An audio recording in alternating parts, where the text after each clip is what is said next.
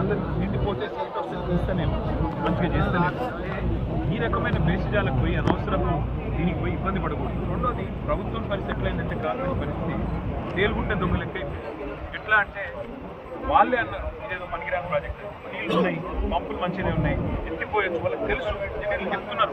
కానీ రేవంత్ రెడ్డి గారికి అహం అడ్డం వస్తున్నది, ఉత్తమ్ కుమార్ రెడ్డి గారికి అహం అడ్డం వస్తున్నది. రైతులకు ఎండినా సరే, వాళ్ళు చచ్చినా సరే, వాళ్ళ పంట పొలాలు నాశనమైనా సరే, నేను చెప్పిన మాట నిజం కావాలి, నిజమని ప్రజలు గమనించాలి అనే ఉద్దేశంతో దౌర్భాగ్యం.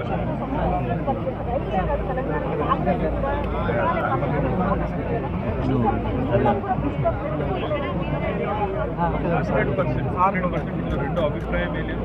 మాటికి ఇందులో రాజకీయ కక్ష తప్ప ఇంకోటి లేనే లేదు.